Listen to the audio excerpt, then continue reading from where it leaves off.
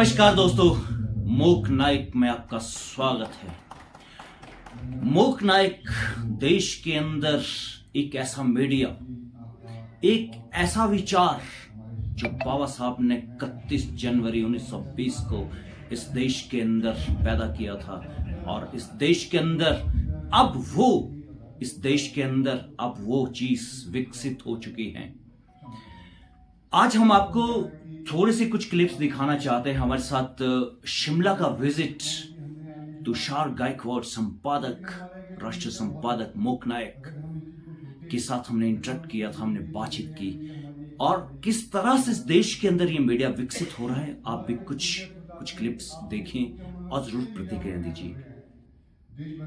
उन्होंने केसरी अखबार निकाला था। केसरी केसरी चलता है।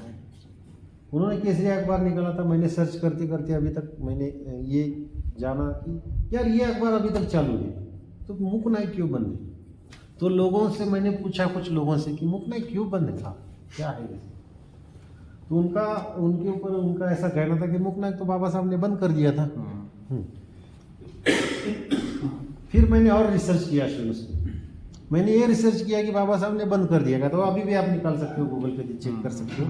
बाबा साहब ने अखबार बंद नहीं किया था।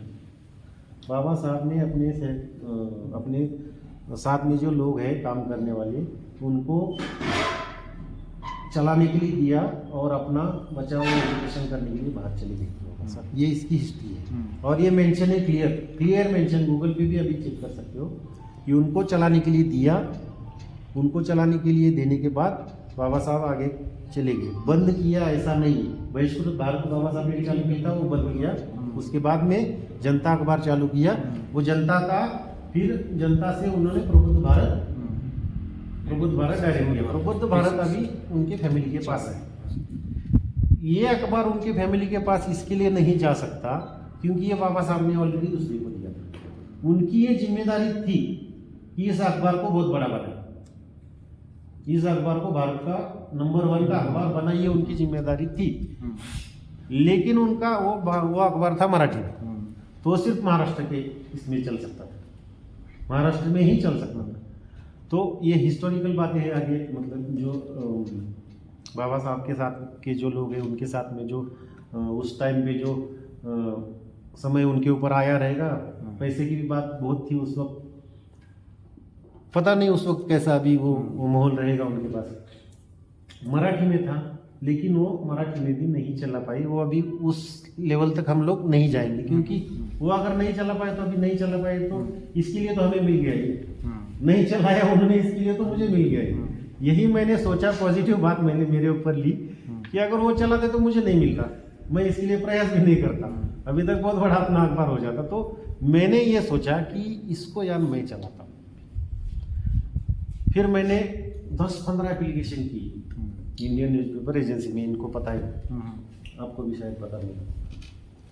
रिजेक्ट ही कर दिया था मेरा सब। साथियों, इस देश के अंदर बहुजन मीडिया का एक बहुत बड़ा कॉन्सेप्ट, एक बहुत बड़ा कंटेंट इस देश में काम कर रहा है। आज तक जो है इस मीडिया पर बिल्कुल डायरेक्टली मैं कह सकता हूं कि किसी ने ये काम नहीं किया कि इस देश के अंदर एक बहुजन मीडिया भी विकसित हो चुका है। वो मीडिया है मूक नायक। और जो तुषार सर कह रहे हैं, उनकी जो मूक नायक की बहुत बड़ी स्टोरी है, वो मैं आपको बता रहा हूं और आप देखें और जरूर आप प्रतिक्रियाएं दीजिए। और आप इससे पहले कि आप ये पूरी वीडियो देखें, आप हमारे चैनल को पूरा सब्सक्राइब करिए। और जितने भी हमारे मूक नायक का परिवार हैं पूरे देश के अंदर, मैं चाहता हूं कि पूरी तरह से वो लोग हमें सब्सक्राइब करें। इस देश के अंदर जितने भी हमारे पत्रकार हैं, इस चैनल को फॉलो करें, इस चैनल को सब्सक्राइब करें। सर्च किया था और उनके लोग अभी जिन्होंने चला था, उनके बेटे अपने साथ में हैं। मिस्टर जावलेकर, सुधीर जावले, बहुत बड़े अफसर है वहाँ के भी, वो अपने साथ में हैं अभी। तो उनका भी कहना यह है कि चलाए, फिर भी इतना तकलीफ आपको क्यों दी। और मुझे यही करना था कि भारत का एक सशक्त मीडिया मूक नायक के जरिए बनाना है हम लोगों को। अभी इसके लिए मैंने इतनी भागदौड़ की है, इसके लिए सब भागदौड़ कर रहा हूँ। और एक ना एक दिन आप सभी के जरिए हम लोग एक ना एक दिन भारत का 1 नंबर का मीडिया इसको बनाना हम लोग चाहते हैं और एक नंबर का मीडिया बना के ही छोड़ेंगे इसको।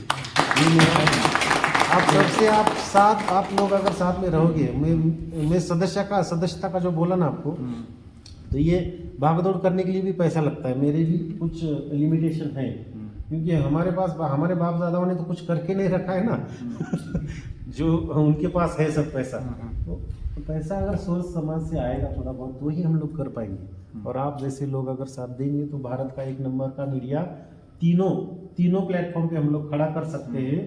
जितना अमर उजाला को, जितना दैनिक भास्कर को एडवर्टाइज नहीं जाता, मैं लिख के देता हूँ आपको, वो लोग लाइन पे लगेंगे, एडवर्टाइज हमारा लगाओ इसमें, लाइन पे लगेंगे लोग, ध्यान में रखना।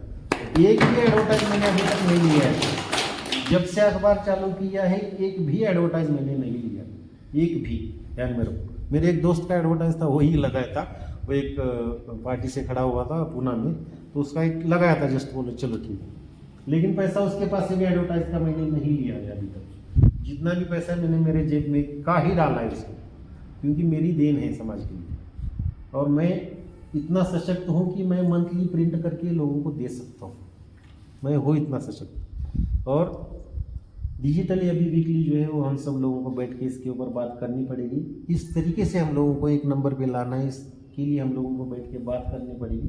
डॉक्टर साहब प्लानिंग करनी पड़ेगी, जिम्मेदारी है आपकी, प्लानिंग करनी पड़ेगी हम सबको। अश्विन, प्लानिंग करके ही हम लोग अच्छी तरीके से जा सकते हैं। और प्लानिंग हमारी अभी तक इतनी हुई है कि 550 हम लोग 550 के लिए इतना तय हुआ है। अभी 200 रुपये के लिए हम लोग कमीशन कहे या हम लोग जो भी कहे हम वर्ड उसको चेंज करेंगे, ठीक है।